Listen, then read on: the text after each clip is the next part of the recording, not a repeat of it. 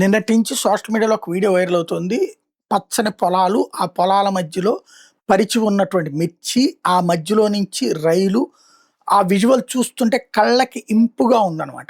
ఆ విజువల్ చూసినటువంటిది అది ఆంధ్రప్రదేశ్ అని గుర్తించినటువంటి మహేంద్ర అధినేత ఆనంద్ మహేంద్ర మన లోకేష్‌కి ఒక సూచన చేస్తే వెంటనే లోకేష్ దానికి స్పందించినటువంటి అంశం. హోలీ పండుగ నేపథ్యంలో ప్రముఖ పారిశ్రామికవేత్త ఆనంద్ మహేంద్ర గుంటూరు మిర్చి వీడియోలను తన ఎక్స్ ఖాతాలో పోస్ట్ చేశారు. మిర్చిని బహిరంగ ప్రదేశాల్లో ఎండబెట్టినప్పుడు ఏరియల్ వ్యూ ద్వారా చూస్తే ఆ దృశ్యాలు అద్భుతంగా ఉంటాయని చెప్పుకొచ్చారు.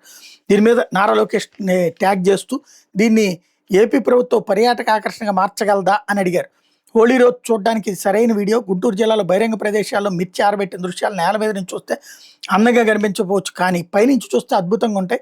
నేను ఇంకా ప్రాంతానికి వెళ్ళలేదు, దీనికోసం బెలూన్ రైడ్స్, ఫెస్టివల్స్ నిర్వహించడం వంటివి చేయొచ్చు అంటూ ఆనంద్ మహేంద్ర స్పష్టం చేశారు. ఇట్లాంటి ప్రదేశాలకు పర్యాటకులు దూరంగా ఉండాలని రైతులు అనుకుంటారు, కానీ ఇలాంటి ఆలోచన వల్ల రైతులు, స్థానికులు అదనపు ఆదాయం పొందే అవకాశాన్ని కోల్పోతారని పేర్కొన్నారు.